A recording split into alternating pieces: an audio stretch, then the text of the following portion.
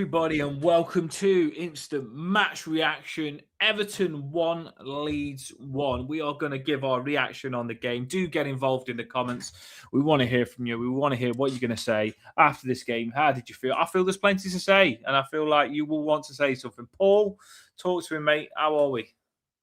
I'm a bit flat, to be honest. I just thought first half we never got going. We couldn't hold the ball. Leeds played all right, but we kind of led them. I'm glad that we did a change at half time. Great to see Branthwaite back. But Leeds obviously changed what they did then because we changed what we did and we forced them back. And obviously we had far more of the ball. But it was still frustrating, and just thank God Barry managed to get that goal. See, I had Leeds fans at me all game, so did a live watch on the TikTok. I had Leeds fans at me, so I feel a little bit good that we didn't lose. Do you know what I mean? That we drew. I feel good that we didn't let the Leeds fans have one over. There was giving it too large. The Leeds fans, was what I mean. There was just giving it too large to me. Like, we all hate Leeds, we all hate Leeds, we all hate Leeds, we all hate Leeds, we all hate Leeds. I didn't mind Leeds until that game, but now we all hate Leeds, we all hate Leeds. But listen. Talk to me, Paul, because I'm telling you right now, I don't know whether you know what I'm going to say. I've got a big rant on me here, a big rant, right? And I said this earlier on. How can Branthwaite and Dewsbury Hall come on second half and not start the game? It doesn't make sense. If you can come on for the last 45, you can start the game. It's no different. In fact, the game's already up to a higher speed, so it's probably harder to come on the whole second half than it is to start the first half, because the first half you just build into the game. If we started with Branthwaite and Dewsbury Hall, we would have won that game. I don't care who comes at me, by the way. I don't care who. I said this on the pre-match. I said, you're coming up against Calvert-Lewin, Branthwaite would be your man. I said this. Moyes clearly knows the fine. Moyes has given him the whole 45 minutes. He hasn't even waited till 60. He's given him the whole 45 minutes. So if he can do that, he can start him. I know a lot of you lot were saying, oh, don't start him. You can't start him. You can't start him. Well, we took the risk on putting him on straight away second half where they could have got injured. It's no different. I would have started him and brought him off 60 minutes after we were winning. And we would have been winning, by the way. We would have. Moyes frustrated me because what Moyes did on that first half, Paul, it was shocking. Like, we've had these arguments on the Toffee Bluecast.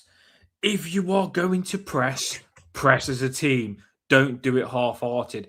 Against that formation that they had, the back three, if you half-heartedly press, they'll pass around it, and then you've got a player less when they get past you. And that's what happened first half numerous times. We just couldn't press. I felt sorry for Harrison Armstrong because he played in the number 10, which he shouldn't be playing. I feel he should be deeper. So he played in the number 10, and all his job was to do was just try and press by himself with no one else pressing with him, and he was lost. He looked like a ghost. Whoever was playing in that Harrison Armstrong position would look bad, because he had no players around him, and he was set up by David Moyes to fail, Harrison Armstrong. So, yeah, I am a bit really frustrated with that first half, because let's not beat around the bush. With the 3 points, we went 7th. Moyes flopped that big opportunity that we all said we wanted. Moyes flopped it, because the first half, Leeds could have been 2, 3, 4-0 up, and we're very lucky we got a draw in the end.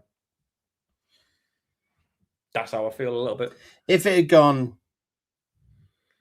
I mean, if he had started, I'd argue Moyes' case a little bit, because what he's tried to do is he's obviously tried to put out the strongest team that we've got. The 2 AFCON boys have come back.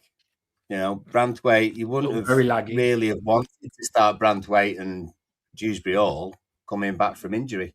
So I can understand why he didn't start them, because the team that we had out should have been all right to do the job, I think. And at least he made changes at half time was the thing. So I understand why he did that in the first place.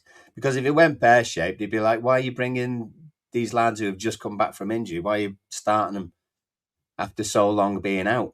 Do you know what I mean? So I can understand why he's done that in the first place. But the whole contingency in the first half was awful. But it's the... I said before this game, we might eventually the top 5-6 teams will just pull away from us and we won't get a chance to catch them again. The league isn't going to stay this bad. Eventually those teams will go away and we'll be mid-table pool where we're saying we've got nothing to play for. We've ended up back in that position this game where by a miracle everyone's been bad and we had a chance to be 7th position right near the top 4 if we beat Leeds. So I would have took the risk on Brantford and Dewsbury. I really would have. And it's not so much you say that the team was good enough the players was good enough to match Leeds. I slightly agree with you, but I don't think that formation was good against Leeds where Moyes probably should have knew that, Paul. Do you know what I mean? It was that formation of the 4-2-3-1. Their wing-backs just went round it and they just did us with the wing-backs all game. You've seen Justin score. They dominated us in that formation. And like I say, it wasn't that our players wasn't good enough to match their players. It's just that their manager got them a better formation to beat our formation that David Moyes put out. And that's what I've got more of a problem with than the players we probably put out. But I definitely, if I was Moyes and I wanted this game and Moyes has said he wants Europa League football, if I was David Moyes and I knew Dewsbury and Braithwaite was fit enough to play 45 minutes, I would have started them in this game because I said this is a cup game. And I would have started them in this game. I would have took the risk just because it's massive. It was a massive opportunity. But we all 2 points gone. we all knew it. We all said it. You know, because we always seem to do it. We always seem to do it. Is that, you know, oh, what a good opportunity, and we just balls it up. I don't know why. It always seems to be at that moment. That's frustrating as hell. In the comments, lots of shouts against McNeil. Really I mean, I sort of late on changes. Asnu would have been a good one to come on for Mikalenko, to be honest. Yeah, I'd said the same thing, Paul. Yeah, I said the same thing. I said as soon as we went fullbacks, you should be bringing Asnu on for Mikalenko as well, going all out. Just seemed that we half-heartedly do stuff more sometimes. You can do something, go all in. That's why I said if you're going to press. If you're going to go wing backs, go wing backs. Because for me, I really did like that Moyes went 3 centre backs because as soon as Moyes went 3 centre backs, we've got Braithwaite and Jacob Brown, and you just feel Braithwaite, Jacob Brown, and Tarkowski. They're going to sort whatever they bring out onto us. We're sorted in defence. Once you go that back 3, Tarkowski, O'Brien, and Braithwaite, you feel safe. So I feel when you do that, as Leeds did, you take a risk on your fullbacks because when we brought Tyler Dibbin on, we look a lot more threatening, didn't we? As the right full wing back. Yeah. So we should have done the same on the other side with Asnu instead of Mikalenko. Yeah. When Moyes made that, Paul, you're right. I think we should have said leave Tarkowski, leave the 3 centre backs, and just get your wing backs playing as wingers. I think we should have done that. Yeah, I agree. I did like the back 3 though. I did like the back 3. Yeah, well, I did as well. I think you are right. When we got the ball out wide, we looked more dangerous, but as long as those people who were wide were going forward. There was a few times when Diblin had come on that he did make a difference. Run into players. And they were trying to put they were trying to put 2 people on him. But he did get away from him on his right-hand side. But for some reason, he never had the confidence or forethought to have a touch and whip it in. Maybe that's not his game, but you know, there was certainly opportunities for that. And that's where our goal came from as well. You know, and it wasn't complicated, our move for our goal. Literally just from defence to the right, down a line, cross it in, Barry's there. It's just proper simple. And in fact, when Barry scored, that's the kind of movement that I've been on about as well. Run across the player. Yeah, exactly. And we've not had that. He's not done that, really, at all. So I'm glad he actually did it tonight. I think Barry's chance, I just want to say this, people, I think Barry's chance was a lot harder than Calvert-Lewin's chance, and Barry scored and Calvert-Lewin didn't, just saying. You know what I mean? I think Barry's chance, he had a lot more pressure on the ball. It was a cracking finish. And I tell you something, I think we've got a striker that started to make a name for himself finally. And he's starting to rise because that's 4 in 5 now, isn't it, Paul? Is it 4 in 5? 4 goals in his last 5 like that, yeah, seems to be. I mean, very similar to Beto 12 months ago. But the difference is, I think Barry's scored 4 in 5, and he's not even nowhere near what he can be yet. we're not even giving him good service. He didn't really have much, like, other than Barry's goal that he scored. He didn't really have many good opportunities today, did he? We're not passing the ball well. We're not slipping him in. Today we was awful at passing the ball. It was like watching paint dry that first the half. passes are too slow. You know, there's a few examples when it happened a lot with the wide players, to be honest. You pass the ball, depending on what you're trying to do, but there's plenty of times you can pass the ball literally as they're facing forward in front of them, but they were just so slow, the passes to people who were running onto the ball. You had to slow down, and then we had to go back again, and you start again, and you just lose all momentum. Said the same thing on the live watch, Paul. I said exactly what you said. I said we're passing it so slow that we're allowing Leeds to get into position and set all the time, and it's so predictable and so easy to defend, and it makes it harder for us as well. We're not catching players out of position or anything like that. We're just moving it slow, side by side, waiting for the perfect chance to break them. But it was really poor today. We looked like we was jet-lagged, and I love Iliman Ndiaye. I do. I love Iliman Ndiaye, and he's one of my favourite players, and I think he's one of the best wingers in the Premier League. But I said play him, Iliman Ndiaye and Garner Gay, but to me, they looked a little bit like shattered today. They didn't look like they had as much energy as I probably wanted. In the end, though Garner Gay did set up the goal. Do you know what I mean? Garner Gay did set up the goal, but I just think the way they started first half, it was a bit slow for me.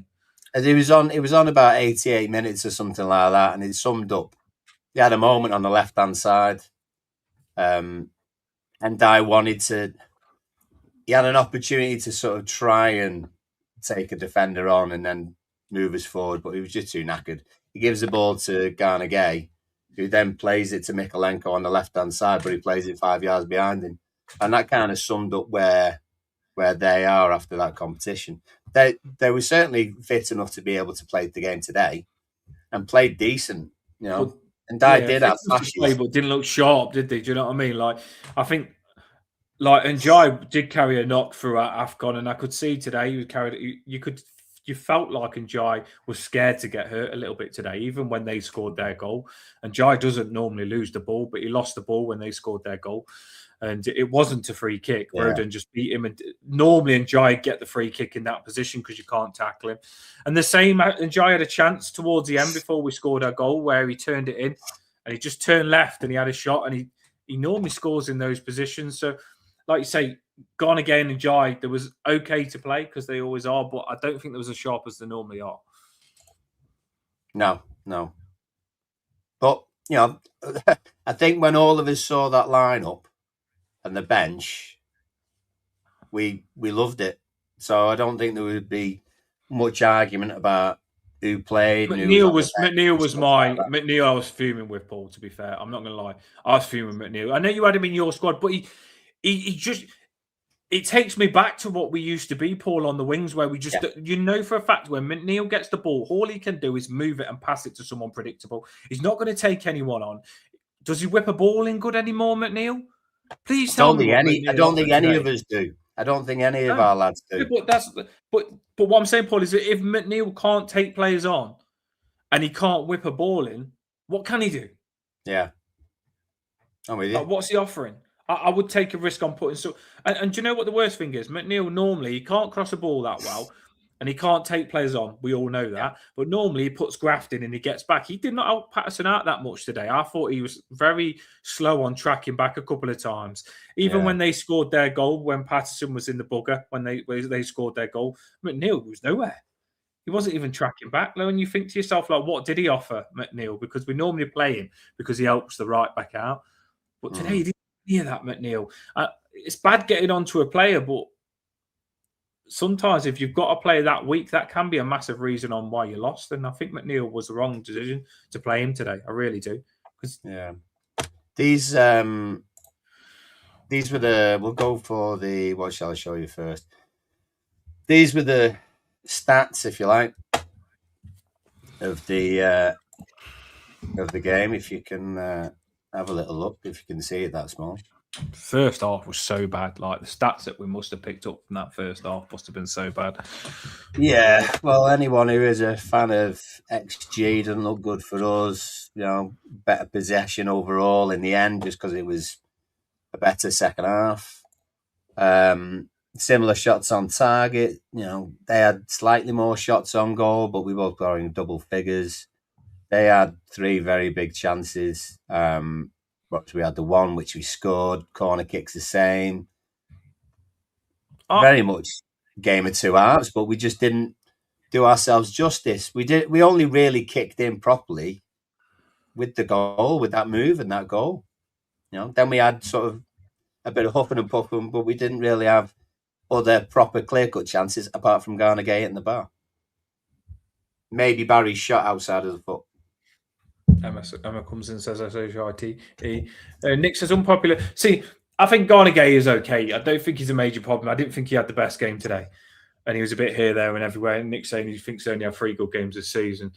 I think Garner Gay can be a good player for us, and we know that. He was one of the best players in AFCON. He's a good player, but I agree with you on the second part, Nick. Why did he drop Merlin Roll? Because I actually had Merlin Roll above Armstrong in that 10 position. Like, when I think the game before where Merlin Roll hit the post in that 10 position and he was good at pressing, I think Merlin Roll would have been better in that Armstrong position. So I felt sorry for Merlin Roll because I do feel that he deserved minutes today at least. I would have had him starting. I did have him starting, actually. Yeah. I just put some more stats on the board there. If you look sort of 3/4 of the way down on crosses, I mean, they weren't great, but we crossed the ball 20 times today, and 3 times we found a man. I'm not expecting 100%, but that ain't great, really, is it? That's not great at all. What do you think of that comment from Stephen? Says simple fact now, James Garner plays a lot better without Garner Gay. Few people coming at Garner Gay here feeling like we don't pass the ball as well when Garner Gay plays. Well, everyone might have had different commentary from where they were watching, but the one I was watching mentioned about the game against Villa was the second youngest side played in the Premiership this year, with the players that we had available. So youth and movement and energy, we absolutely need. I think James Garner's sort of developing.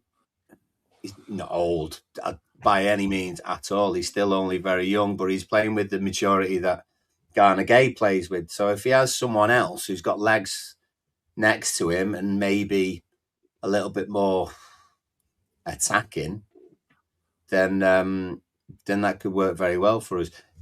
I'll never knock Garner Gay. Do you know what I mean? The lad's 36, and it's hard work, especially when you've come back from a tournament and everything else. So, I know 1 or 2 people saying, "Oh, well, he's not very consistent. He's only had this many games that have been good and stuff," but he has been very good for us. But the idea should always be, as it should have been last season with, or the season before with fullbacks, is that if you're hitting your mid-30s towards early 40s, you should not be number 1 choice in the side because you're playing against younger, fitter lads, and that's just a fact of life and getting older, and you've got more experience, and you might be able to guide a team a little bit better, but you're not going to move for as long, as freely as the other younger lads in the side. So he shouldn't be number 1 as such. He should be a backup and using his experience. So when we actually are in a position when we're doing half decent, or you need a good head on the pitch, then that's when he does his stuff. So he shouldn't be number 1 choice all the time. Liam says Everton may as well move back to Goodison. The women have been shambles at there, and do you know what though? Like there's all this. Oh, the new stadium isn't as good as Goodison Park. We should go back to Goodison Park. This, that, and the other. I hate to break it to you, but we wasn't that good at Goodison Park either. Like, how many relegation battles have we been in at Goodison Park? Yeah. Goodison Park was not the answer. Honestly, I hate to break it to you, but was crap at Goodison Park. The amount of games that we at Goodison Park that we got battered. Like, I don't think Goodison Park's the reason, It's just the football that we're putting on the pitch. Like the new stadium, to be fair, when we scored, the stadium was roaring. At the start of the game, the stadium was roaring. The new stadium, they tried to get behind it, but our football was crap. Our football was crap. It's the football on the pitch that makes the atmosphere, and the football was crap first off. Leeds dominated. Leeds passed it round us. Nothing to do with the new stadium. Honestly, the amount of times I've been to Goodison, Paul, and we've been to Goodison, and even that Burnley game where we went and we won 1-0, the atmosphere was crap all game. You know what I mean? No one was saying anything. We just sat and watched and hoped. The atmosphere at Goodison wasn't always booming. I don't think that was the reason, in my opinion, today. I think the selection was wrong, in my opinion. And I think the football, and we didn't really. The passion that I had for this game, like to go seventh, was not the passion that these players started with that first 45 minutes. Yeah. Like, we just didn't have the energy levels that I wanted. We didn't press. The thing is, like, when Leeds played that game, Paul, we needed to make Leeds feel like it was our ground, and we needed to straight from the off be all over them, but we wasn't. We let Leeds pass out from the back. That's the problem with that formation, isn't it? With the three centre-backs. If you sit off that formation in the three centre-backs, they just completely have possession all the time because that's what they want. When you play with a back three and wing-backs, if you sit off from it, then that's what they want. The centre-backs just keep the ball all the time.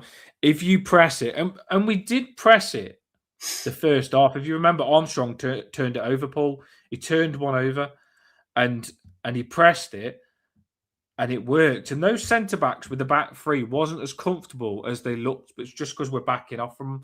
And if you actually remember as well, the Garner Gay goal that we actually scored, we pressed on it as well, the centre-backs. Then they made a mistake and we turned the ball over again. And it's the way we scored our last goal as well. McNeil pressed on it. We turned the ball over again. Pressing on those three centre-backs, I'm telling you, if you make them uncomfortable, they're buggered because it turns a back four into back three if you can turn it over in the back three. That's what it does because the wing-backs are up and they're in trouble. You've got to push on to that back three because I'm telling you, if you push onto it, the moment you turn the ball over and put a 3-on-3, they're buggered. That's what happened this game. And this is why I said Moyes got it wrong, Paul. I could see it. And I think that's why Moyes went for a back three in the end, Paul, because he thought, I can't press them in the back four. I'll go a back three and I'll gain that extra player to press their back three and do the same formation again. And it worked. But I just feel that Moyes knew what Leeds do. He maybe should have from the start of the game if he felt like that was going to be a problem for us, which it was. But we're never going to be, I don't think we're ever going to be a high pressing side. Unless it would be an absolute overhaul. Because you would need, not only would you need a different manager for doing that style of play, you'd also need pacey, fit, forward players, with plural, not just kind of, Barry or Beto. You'd need your three, if you like, doing that job. If you're going to hunt down the ball and win it back, and we're just not at that stage at all. That's all. It's never really. Do you not think Asnu, like Patterson, I thought played well again today? I didn't think he was a massive problem. But do you not think Asnu and Patterson could be good wing backs? Because that is their position as wing backs, as a press. I think Asnu in time could be. I think Patterson's got his limitations. To maybe Diblin and as an answer for that side. I think Diblin could be. Just needs a bit of guidance, that lad. I think he became really runs into players again though. Like you said, you said earlier on, he runs into players too much. He does because he became predictable because they put two on him, and fair enough because they were doing that low block or whatever you want to call that bollocks. They had two players over there, so they were able to sort of double up on him, but he kept going down the line and getting further and further, and all he needed was just a little touch, and he did it a couple of times, and I thought he's got to cross one in here. And no, he didn't. He came back in on his left, and he did that every single time. And it just became predictable. So then he was always going to get muscled out of it, and then look as though he was weak and this and that and the other. So a little bit of guidance, a little bit of a few other bows to his arrow and stuff. Then I think he'll be all right. But he would be a good sort of high wing back. I don't know about his tackling and everything. I just don't think Patterson's going to get enough success attacking wise down the line to be a successful wing back as such.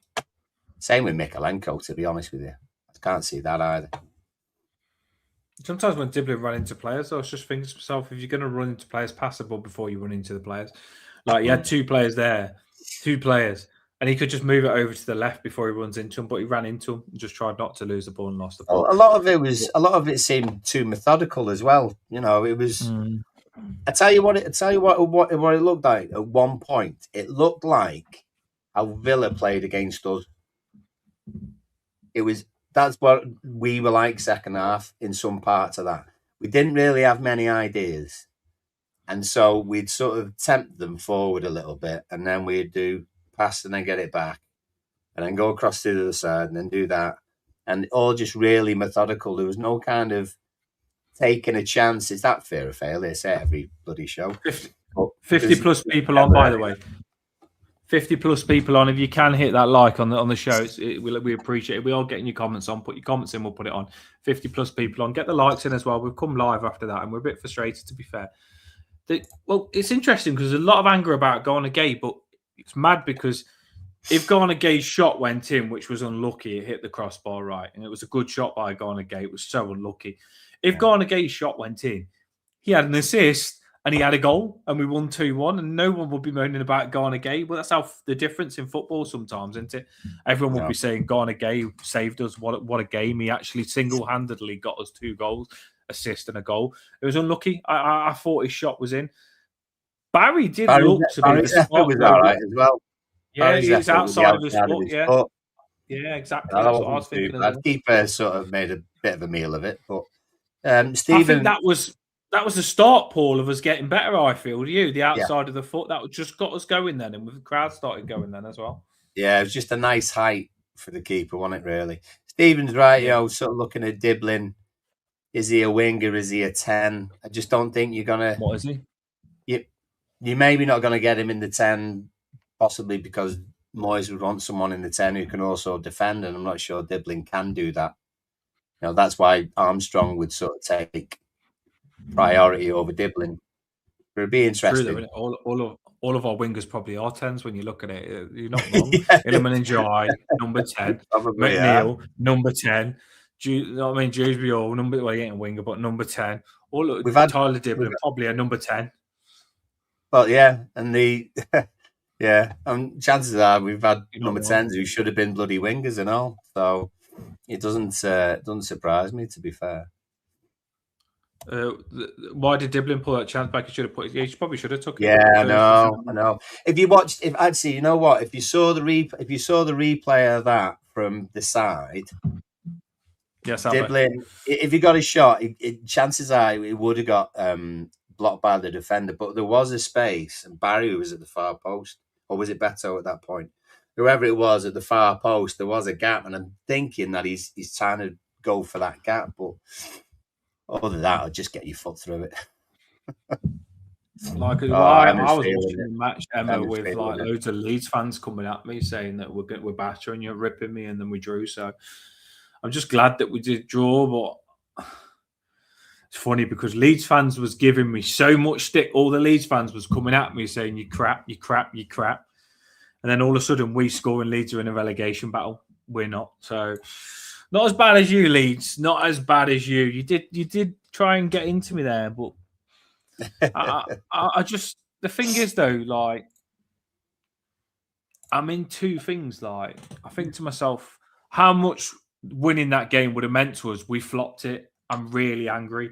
I'm so angry that we've wasted another chance. But then the other part of me thinks we played probably one of the worst games I've watched us play and still managed to draw.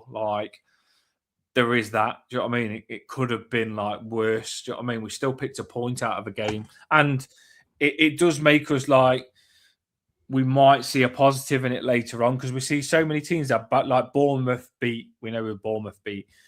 Some of these teams at the bottom do pick up results, and we might look at it and think, you know what, we won the last game, we drew the last one, we're unbeaten in 2. We still can build from this, maybe.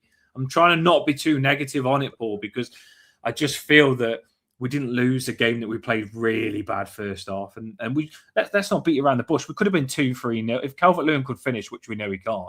We could have been 2-3-0 down first half, game finished, not even picked up a point, and everybody's saying, Leeds battered us, but they didn't batter us. We could have won in the end 2-1. Yeah. Do you want to see what ratings were being thrown around? Let's have a tonight? look for a joke. Have a To be little fair, I'm gander. angry with a lot of these players. So, how does Stat get 8.1? What the heck? How can you get a yellow card and get 8.1 for not being able to tackle? No idea. I wouldn't normally, but there were quite a few changes early doors, so I threw on what the other lads got. I'll take that off there so you can see. But do you know what though? Like Tieno Barry, like even that chance down the left-hand side, Paul, where he took it round the player and bombed it past him and beat it for speed. Who was it? That Barron or whatever his name is. And he just ran it out of play by accident for a corner. It come off their play and come back off Barry last minute. But that was from the off. Barry was up for this game, and I think Barry deserves a better mark than that because it was a big goal he scored as well, and he played all right, in my opinion. And he not that it would have been a penalty, but it was certainly a foul on the edge of the box. Simon Hooper again. Bad officiating. What was the drop ball all about? What was the drop ball all about? Just so inconsistent. Do you know what I mean? Just no flow to any of the games that he has. It's just everything stop, start, and just awful, so bad, really. But to be expected. Straight away, do we agree with that sort of 3 behind Barry being that low? I didn't think Ndai was as low as a 6'9". Do you think? Not his normal self. Maybe it's marked to what he normally is. And he was part of them scoring. One he lost the ball and they scored. So, and Jai wasn't his normal self. He's normally back. He wasn't sharp. I could tell he was one that wasn't fit after AFCON. Yeah, there's plenty of people actually who were giving Garner Gay a bit of stick as well. Maybe not for his best performance, but he got a 7.5 as well. Livened up second half, didn't he? I think he livened up second half, but first half he was poor. I can see where you're coming from. Yeah, good on you, Em, for doing the business and giving the lads support. It is, I know, it is so expensive. So, yeah, you are appreciated by us for being here, and I'm sure you appreciate it for being there as well and giving them hell if they're playing shite. Which we were first half. It always feels better when you go and the win, but sometimes it's highs and lows, isn't it? You can't celebrate the highs without going through the lows. You know what I mean? So at least you're taking the lows, Emma, for when we get better. On what you said, the referee, I think with an official, do you know when he's made a decision and everyone's looking at him and they don't know with a drop ball, everyone's looking at him and they don't know what's going on. They're like, ref, what's going on? Yeah. And then the ref has to explain for 2 minutes what he's doing. And you think to yourself, you have not got a hand on this game, mate. You do not know. You do not. There was so many of these situations as well with this referee where the players were just looking at him thinking, what decisions happened here? We don't know. And we had to wait a couple of minutes to see. It was never 4 minutes added on was ridiculous as well, by the way. We should have got more than 4 minutes. With all the substitutions, yeah. I feel like I did think we was coming back into it to win, Paul. I know they had a few chances at the end as well and we was defending, but it would have been good to have snatched it. It would have been good to have snatched it. We've gone against chance. If you score that, you snatch it, don't you? You've got to take those chances, don't you? I didn't notice. Literally, it was kickoff when I started watching. I didn't see anything before. Calvert-Lewin reception, good, bad, nothing. Anyone notice? Seen Calvert-Lewin have a little bit of a laugh with one of our players at the start, and he said he wasn't going to speak to our players at the start. Did he? Really? Oh. Yeah, he said that he wasn't going to speak to him at the start until after the game. But I think it was Garner Gay. I think after Garner Gay winning the AFCON, he shook his hand before they went on the pitch. Fair dude. It wasn't about. To be fair, the game wasn't even about Calvert-Lewin, was it? Like, no. Personally, if I was a Leeds fan, I'd be pretty peed off that Calvert-Lewin didn't score that chance. If that was us, we'd be after the match now. We'd be doing a show and we'd be saying Calvert-Lewin should have made it 2-0. And we've seen Calvert-Lewin do that so many times. I know he hit the post and it was unlucky, but from where he was, he's got to score surely. And I'm pretty sure Leeds fans at first would be thinking, "Oh, Calvert-Lewin, it's fine, we're 1-0 up." But after us coming back, we've been on the receiving end of those Calvert-Lewin misses, and he should have scored from that opportunity. He really should have. Like, you have to. Barry's chance was harder than Calvert-Lewin's chance, and I wasn't saying that to rub it in. It generally was. No, that's fair enough. I think fair enough. Would you like to see the league table and see what we're not up against, because we're not. I don't know. Well, we're not up against anything, and I know missed opportunity. I am frustrated still. Let's try and get a little bit of positivity out of it. We're away. We're away next week. I'm trying to forget about this. Well, we're away next week, so maybe we've got more of a chance. Yeah, good. We should be away every game, to be fair. So that's where we are at the moment. So we are 10th on 33 with the rest of the world, by the looks of it. So we've got. Let me just take comments off just for a moment. So yeah, there we are in Middle Diddle, 10th, minus 133. Brentford, Newcastle, Sunderland, all on the same. 1 point above us all. Fulham in 7th. That's where we should have been this evening if we'd done our jobs. We would have been a point behind that team who were in 6th. 2 points behind Chelsea, and absolutely crazy. And that's what's the frustrating thing, is that it's just there, just there. But we carry on, don't we? 2 away games coming up. So we've got Brighton, 3 points behind us, and then we've got Fulham away as well after that. So hey, you know what? I might say the same things. If we have 2 wins on the bounce, anything can happen. Just like for how Leeds was when we actually started to frigging wake up second half, we should be taking advantage. You're not going to get many chances like that this season to take advantage. No. I just look at 7th position, and I know we should be 1 point behind Liverpool. I know we should be. We're just not turning up, and we're showing that we haven't got enough about us to do things when we need to do it, and that's what's frustrating for me. Like, if you are going to push for Europa League, those sort of games are games that you've got to put to bed, Paul, and it just wasn't good enough for me. Because Leeds wasn't. We could see second half when we decided to wake up. They weren't that good. They really wasn't that good once we waked up. But it's when we're getting ourselves in the situation for these big games where we show we're not a big team, and it's frustrating me because we should be a bigger team than what we are. We've got the players. That's why I said start Brownthwaite and start Dewsbury all and go for it. We won't get those 2 points back. Moyes brought him on 45 minutes. He could have started him if he's done that. If he's taking the risk on bringing Dewsbury on and Brownthwaite on at half time, and he thinks they can play half a game, they should have started the first half and then just brought them off when they started to feel a little bit shattered. He should have started it, because we would all be looking at it now, Paul, saying we're in 7th position. We're 1 point off Liverpool. If we win our next game, we'll be 4th. That's the difference. And instead, we're 10th. We know how much these games mean. Every game is important, and it's frustrating me. We keep flopping chances, and then we sugarcoat it, and we shouldn't sometimes, We sugarcoat it, and we're like, oh, you know what? It wasn't too bad. I just did that earlier on, and I regret it now because it wasn't good enough. It was crap. Look at Emma now. She's just come home. She's not happy. She wants to go and watch us win. She's spending all her money, and she goes and watches us that crap first half at her own ground, and then us wake up second half. It's not good enough. You wouldn't mind, Paul, if we've done this as a one-off, but we've done this 3 times now. Every time we've come around Europa League spots, when do we actually frigging wake up from the situation that when we get a big game, we need to be a big boy team, and we wasn't? Frustrating. It's been the same. It's been the same for decades.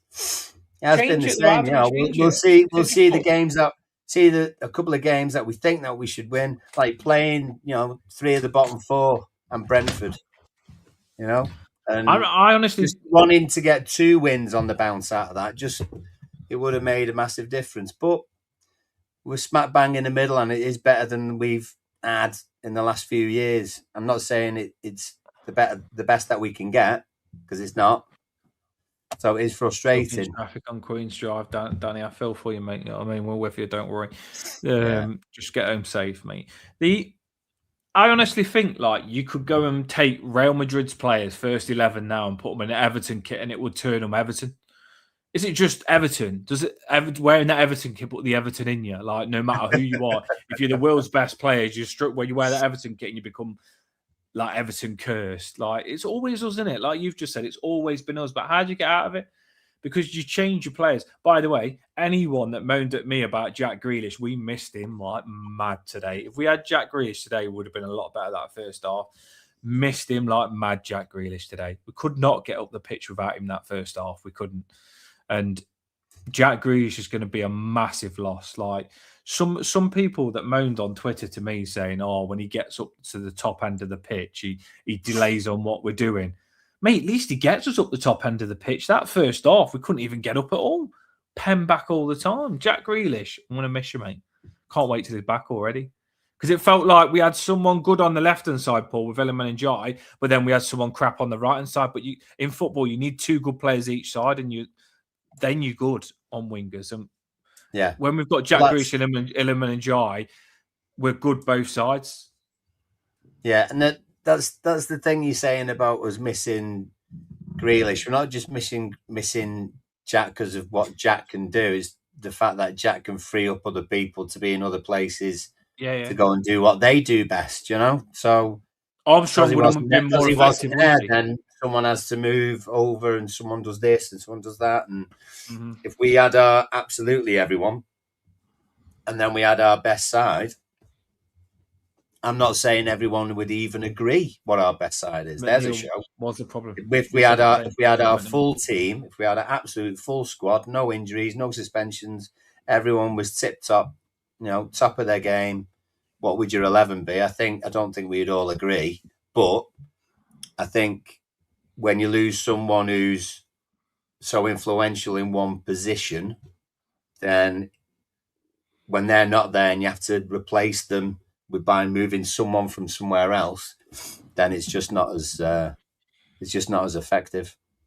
If we went and brought a really good attacking right back now, would you be tempted to do the back three?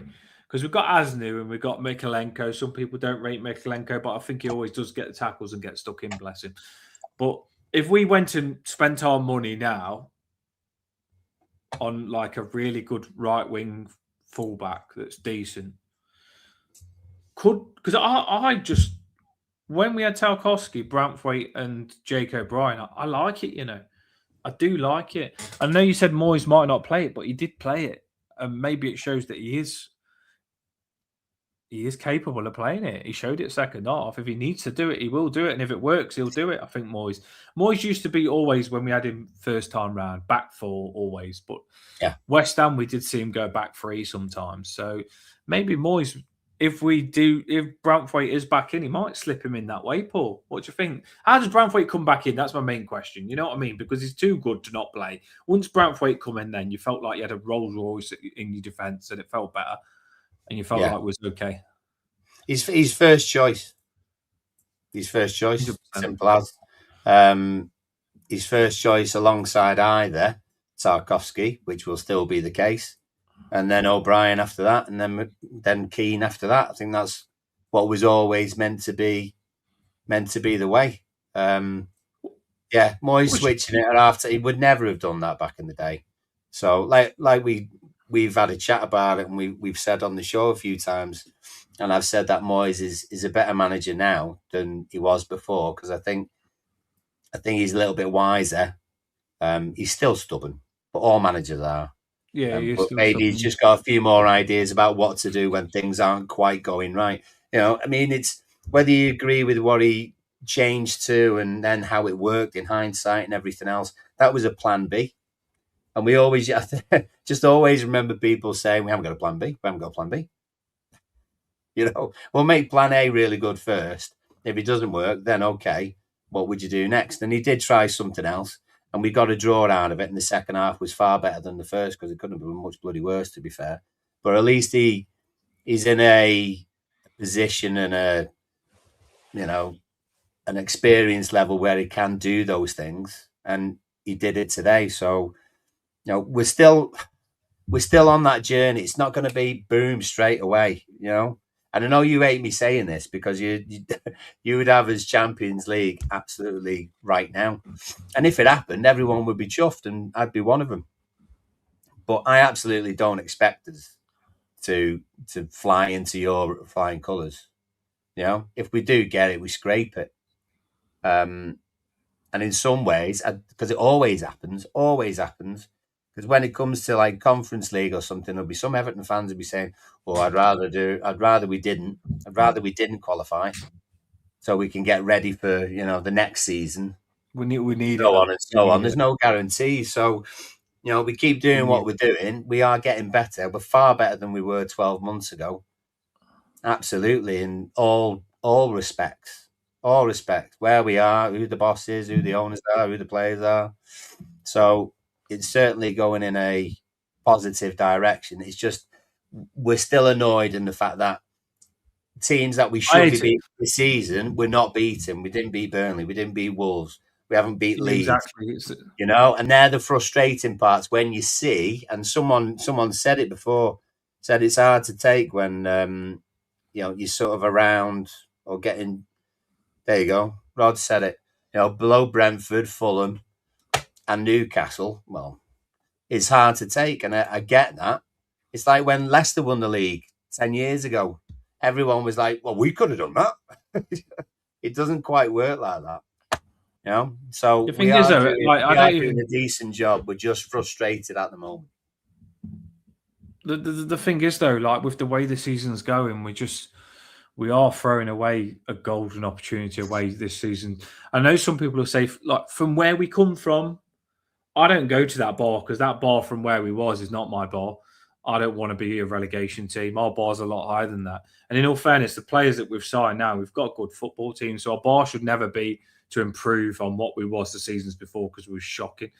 A bar should be like we look at our team, we look at their team. Do we think we was better than their team? Should we be matching Leeds? Should we be matching Burnley? I do think we should be. I do think we should be.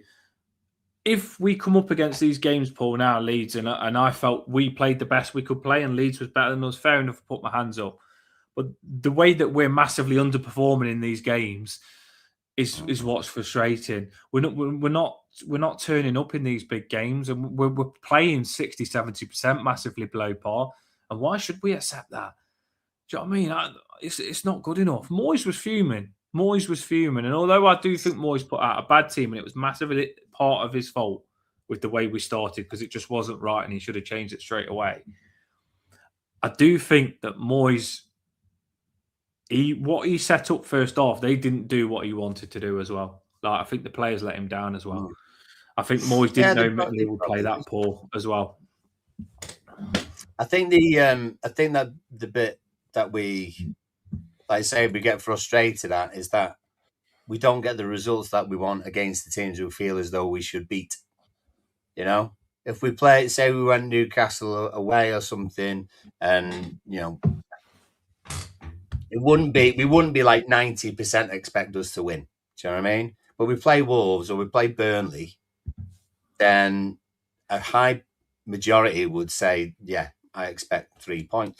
And the thing is, what would have happened is that we would have lost away against Burnley. We would have lost at home against Wolves. We wouldn't have beat Forest away, that kind of thing. So there are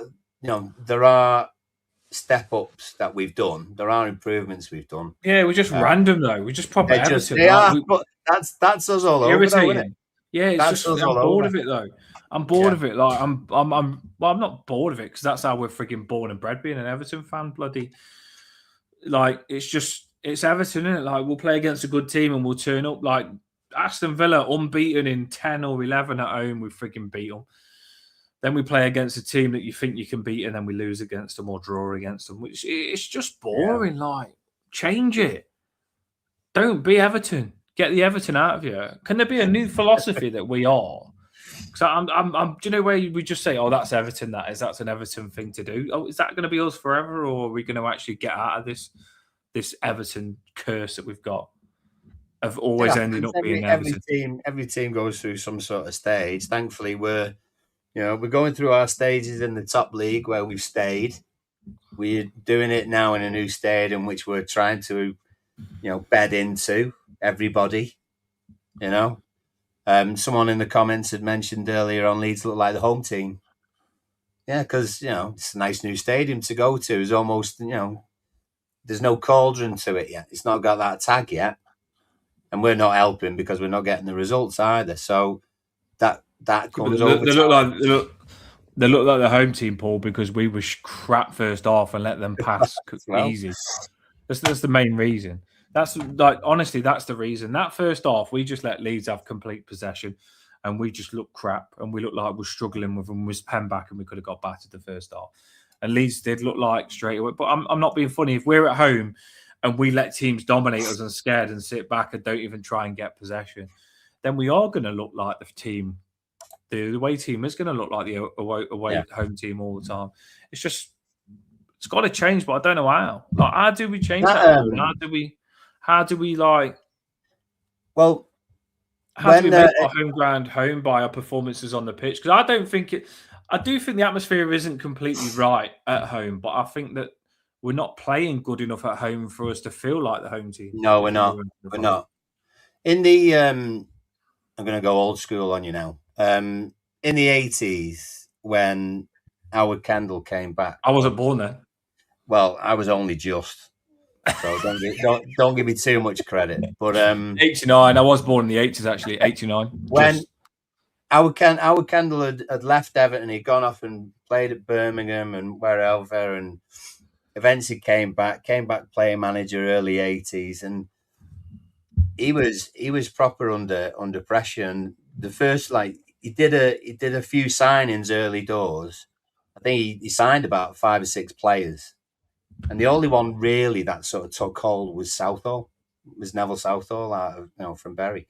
And then in that sort of 83 going 84, particularly Oxford and a cup game and Kevin Brock's back pass and all that sort of stuff, he was about to go. So not all the buys worked at first, and then we got Reed and we got Heath and we got Trevor Stephen a little bit a while after and stuff like that, and eventually it works out. It wasn't that he came in in 81, 82, something like that. 83, we looked as though we were going to get relegated. We were not going to do anything. And then 84, we get a bit of a cup run, turn things around. Bam, 85, win everything. 86, we should have won absolutely everything. 87, we win the league. So you're not going to get it overnight. It doesn't, unless you're spending $500 million. It doesn't even happen then. But you know what I mean? That's the only time that it would completely change, and not even then. So we're not even in that bracket. So it could take a while longer. I do feel like we've got a good enough team to be doing better than what we're doing, though. Like, when I look at our players sometimes, like especially today, I think, you know what? Should have been beating Leeds. I thought it a few games as well. I think our players are underperforming, Paul. Like, I think we've got a good team. I don't think we've got enough up front. I don't think we've got enough up front by. Well, Barry is scoring now, though. I know, but now, but we're still. But at the same time, like someone said it in the comments before, we're not laying everything on a plate for him. The pass, like the service that we were giving him today was literally, there you are, go and get that, and then he had 2 Leeds lads on him. Everything else was almost coincidental because it was like a flick on or a little deflection or something like that. The only time we actually purposely moved the ball to an area and then fed it into the space where he should be was when we scored. So, going forward, even though we have Ndiaye, we had Grealish, and we've got some of these young lads, and Barry is improving, we're still nowhere near good enough in the final third at all. We don't score enough. To be honest, Howard got lucky. That team just gelled. I think them days are over where that happens. Possibly. But you're not going to get it like that. No chance. Well, if I was a manager, I think I could sort those players into what you're saying, Paul. I think if I was manager, I'd be starting Branthwaite and Dewsbury all, and we'd be a lot better that first half, and we would have won that game. I honestly do believe it. I just think if you started Dewsbury all at the start, because Armstrong shouldn't have played that position, he looked lost. Or if Alcaraz was available, I don't know. I don't think Alcaraz was that fit because he didn't even come on. But I just feel we could have made different moves today. I really do. Should have started with our best team. I can't accept that you can play someone 45 minutes and do it the second half, not the first half, when the first half's more important. I really can't, because once we had Kieran Dewsbury all on, it looked a lot better, didn't it? He was gaining those positions that we wanted Armstrong to get in. And Branthwaite just looks like a Rolls Royce once he come on. Why did we not start them? Like, seriously. The biggest game that we've had all season, that was, and we didn't start them. We would have been 7th position, 1 point off the Coppers. Got to learn. Got to learn. We've got a good enough team. That's what frustrates me, Paul. Do you know where you say sometimes you say, oh, we're not there yet. We need a bit more time. We haven't got the team. But then I watch us have the team second half and think, why didn't we just play on first half? That's where I'm at a little bit. Like consistency. I think we haven't had any consistency. We do it in halves. We don't do it across 90 minutes. That's our problem. We're really unlucky to get Grealish injured as well at this moment in time, because I feel we would be really strong if we had Grealish. But on a positive note, people, we are coming to the end of the show. We'll only go an hour, although there's been loads on. I am a little bit frustrated, to be fair. I don't know what to think, Paul. Part of me, when I first come on, was happy that we didn't lose, and now part of me is thinking, you know what, we flopped it again. But on the upside, we have got Branthwaite did get some minutes. Hopefully, when he gets assessed, he's okay after getting those minutes. Dewsbury all did get some minutes as well. You'd like to think that they'll be starting next game now. They've got 45 under the belt. I said on the Toffee Bluecast, how do you think that Branthwaite's going to get in the team? I think once you give him 45 minutes, you have to put him in the team because he's good in those 45 minutes. And I feel that was the situation there, Paul. I think Branthwaite might be starting. Going to be interesting, though, because Michael Keane's like, he's going to be back. And I forgot about him, you know, your Keano. My Keano. Slagged him off for ages. You know, he's going to be back. Mate, apart from Jack and maybe a Rubenham, Seamus obviously a question. Everyone else is available as far as I'm aware. So Moyes has got a few bits of team choosing to do on Saturday. So I thought Jacob Bryan today was actually better than Tarkowski. I thought Jacob Bryan played well again. You know, he's beating Calvert-Lewin in a lot of the headers, and he was being aggressive with Calvert-Lewin, which I liked, and stopped him. But was Jacob Bryan at fault for anything today? The goal really was put across stupidly from our left back position, but I don't think it was Jacob Bryan's fault, was it? No, as a collective, we lost the ball. We lost the ball in bad places, and they were just quick to jump on it. That's all. That's what it was, really. Was going to go blue, boys, but but can't. I miss Ian Curtis and Jack. There was obviously a sad night. What would have been Saturday night, just gone. The Winslow had his last night. The Winslow had his last night as well. So it seemed as though they went out on a high anyway.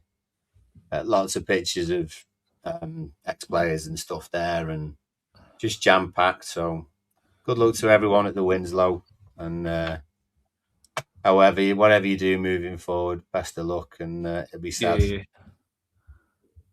Yeah, I thought so with you. You know what I mean? Good luck on what you do. The comments here. Well, do you know what? It's interesting because his deal didn't actually go through, Paul. No, it collapsed, as they say, with Juventus. So you know what it was like? Honestly, he's in for Juventus. I got on the phone to him. I was just like, you know what? Come to Everton. I said they're going to just loan you out, and they ain't even going to sign you. They're just having you on. We're going to actually buy you after loaning you. And he said to me, he goes, you know what? You're right. And I goes, well, just come to us then. He goes, I'll come to you. I'll get it sorted. So don't shoot the messenger, people. I've had a word. He's coming to us. Paul said we need another striker. I like Barry at the minute. And you know I didn't even like Barry that much. And I am loving him at the minute.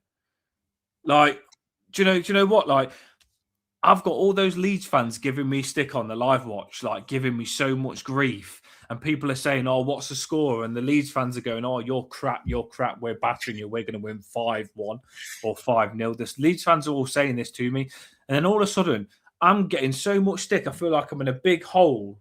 I just want the hole to swallow me. And then Garner Gay puts the crap ball to Tieno Barry, and Tieno Barry just gets his arrow out. Boom! What a goal. What a little chip. And that wasn't an easy finish, because he had to run onto that and chip it over the keeper. So with Tieno Barry is picking up points by himself without even the best chances, Paul. He's winning me over, Tieno Barry. I like him. Well, feed the Barry and all that. It feels like it does feel like you was always like the one that was like obsessed with Tieno Barry and used to do my head in about Tieno Barry. And now I've gone obsessed about him and you've gone cold on him. Is it because you don't want to be double obsessed? Is it because you just don't want to see the same thing as me? I forgot about Beto, moved on. You know what I mean? I was on the Beto train. Forgot about Beto, moved on to Tieno Barry now. You was like loving him. I've come over to love him with you, and you're like, no, I'm not loving him with you. No way. Only one of us made this. Striker. Only one of us did this. Since I made that, though, he has been better, hasn't he? Eventually, yeah. Since I made that, he has been better. What more do you want? Like, everyone's raving saying Calvert-Lewin scored 9 goals. Tieno Barry scored 4 and 5. I think he'll be on 9 soon.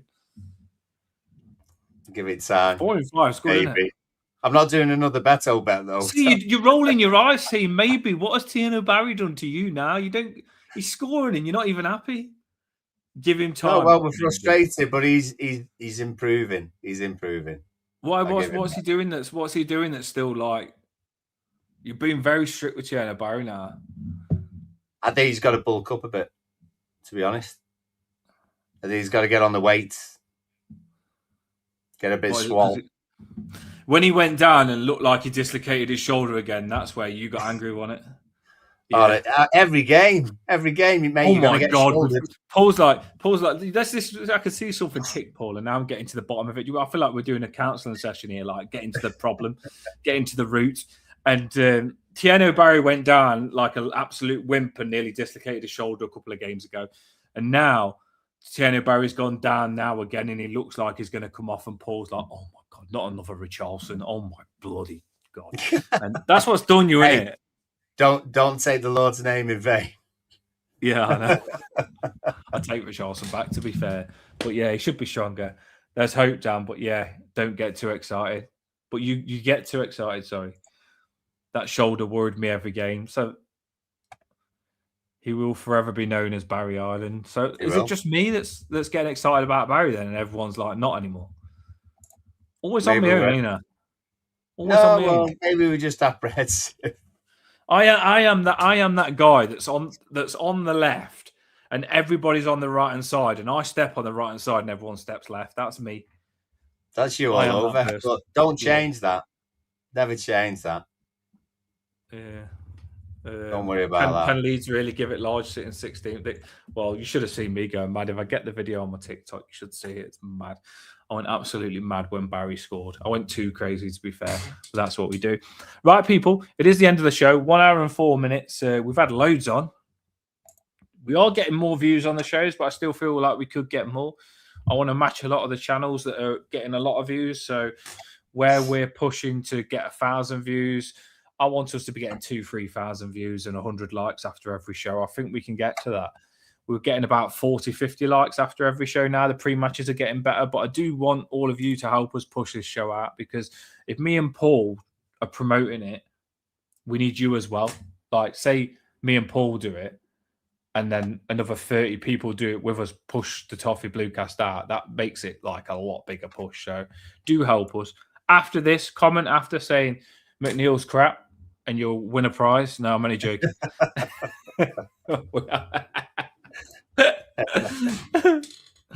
After this, current Barry Ireland is better than Messi and Ronaldo, and you'll win a Toffee Bluecast t-shirt. Hey, they're coming. They're coming. They'll be there eventually. Make sure I get you a Barry Ireland. I was going to get you a Barry Ireland t-shirt. Barry Ireland shirt. Now after that, Barry Ireland t-shirt. Oh, that'd be good, wouldn't it? Barry Ireland t-shirts. I like that. Yeah, I like that. I like thinking. Right, up the toffers, get your sleep, wake up, cry that we're not 7th. Paul, any good words? We'll be 7th next week. There you go. Brighton away 5-1. 4-1. Yeah. I tell you what, Eugene. It's Eugene's week next week. What are we got to do on the next show when we do the pre-match for Brighton? Everybody has to say we're going to lose. Everybody has to expect us to lose, and then we'll win. Because once we feel like we can win today, like we thought we was going to win, we're crap. So we need to reverse psychology the next game. I feel, Paul. Yeah. Rubbish. Awful. Brighton Don't hang up that lucky right. top. If you're going to hang up that lucky top, I want it back. Yeah, I know. 50 quid. You know what I mean? Emma, it's never the top. Don't blame the top. Blame yourself before you blame the top. You know what I mean? Have a word. But I don't even know what Emma did wrong, so don't even blame yourself. It's the player's fault. Part of football, isn't it? Part and parcel of football. Ups and downs, you know what I mean? As Ronan Keaton says, life is a roller coaster. You just got to ride it. So have a boss one. Up the top is. See you next match. I'm peed off as well, Emma. Do you know what I mean? So just cry together. Don't take it out on the top. It's not the top's fault. Up the top is. See you later.